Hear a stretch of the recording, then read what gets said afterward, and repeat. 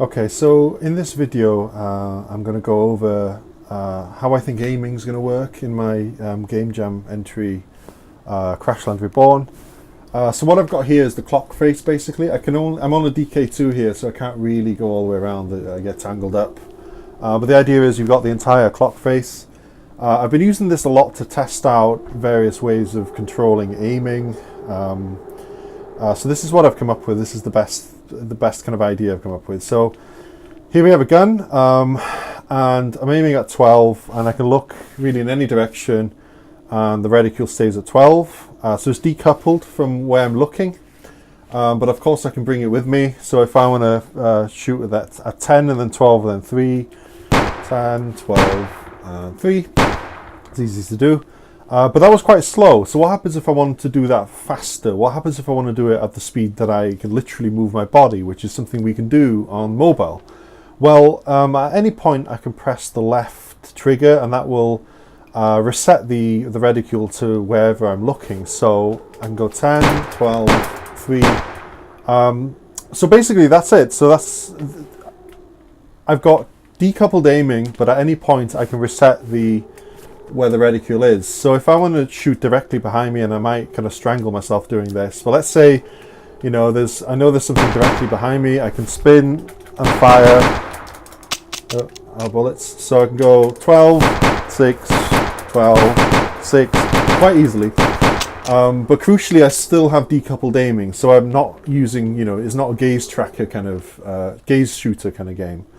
Of course, I can hold down the reset button, and now I basically have gaze tracking.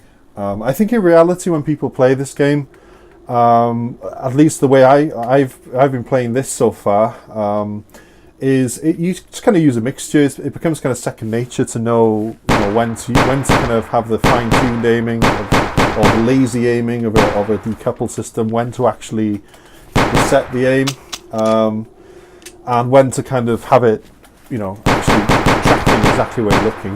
You couldn't have this on all, even though this is the most accurate way of doing it, you couldn't have that on at all times, because it gets tiring to aim with your head at all times.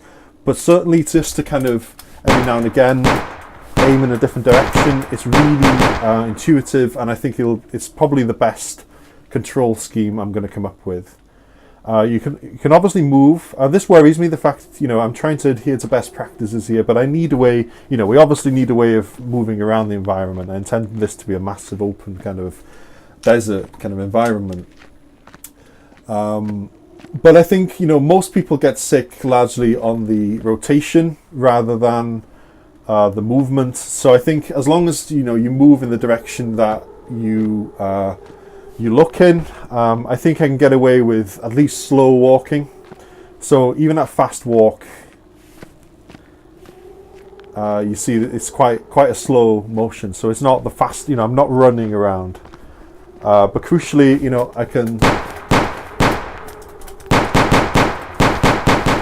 I can basically aim in any direction I want quite naturally, and very, very fast. Okay, so the next video I will probably look at the different firing modes for this gun, and then the actual aliens when I get around to actually putting them in this environment.